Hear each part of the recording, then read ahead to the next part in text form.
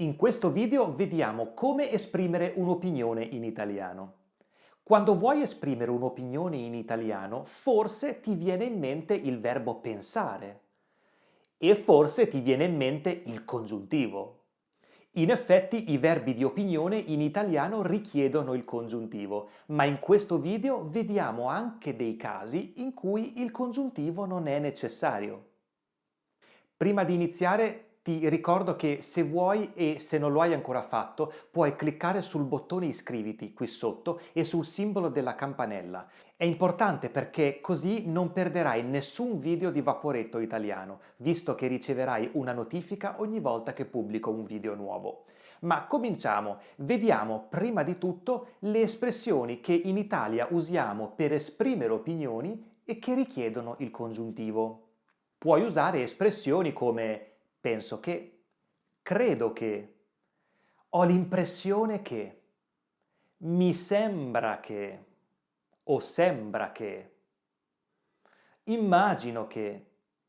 Sono espressioni con cui tu comunichi un'opinione, ma che richiedono il congiuntivo in questo caso.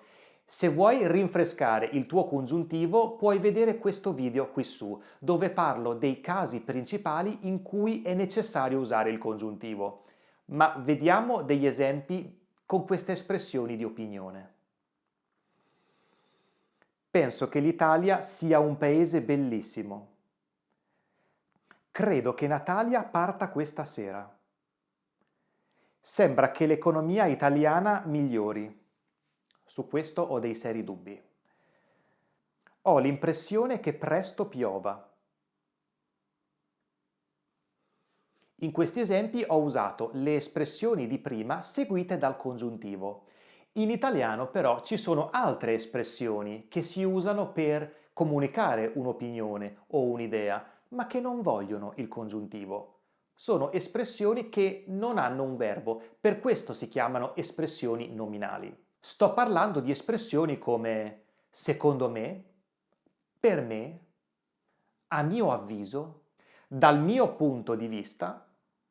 Queste espressioni non vogliono il congiuntivo. Puoi usare l'indicativo, presente, passato prossimo, imperfetto, condizionale, futuro, dipende dal tempo verbale a cui fai riferimento. Vediamo degli esempi nei vari tempi per essere più chiaro.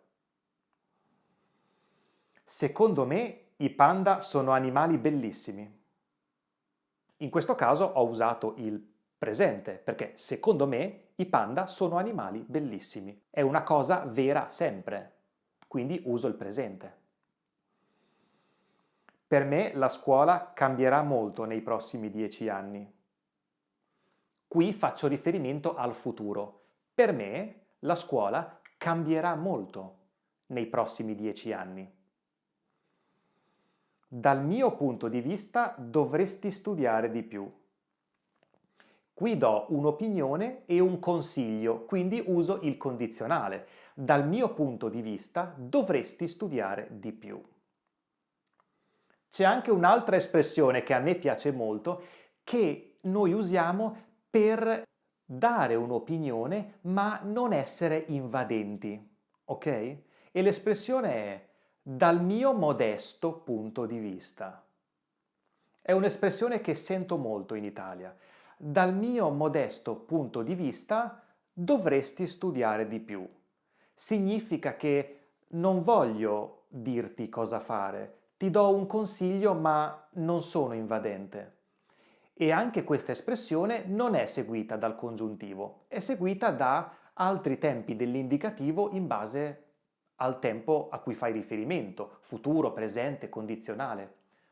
Quindi in questo video abbiamo visto diverse espressioni che servono per comunicare un'opinione in italiano. Alcune espressioni richiedono il congiuntivo, altre espressioni no. Se vuoi esercitare queste espressioni, come sempre ti invito a scrivere delle frasi nei commenti. Io ti leggo e, se necessario, ti correggo. Ti ricordo che se vuoi imparare l'italiano da subito con un insegnante madrelingua, puoi prenotare una lezione di prova con me. Trovi il link qui sotto.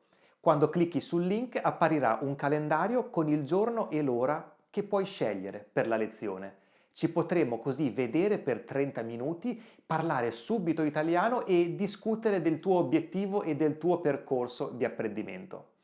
Io ti aspetto lì o al prossimo video. A presto!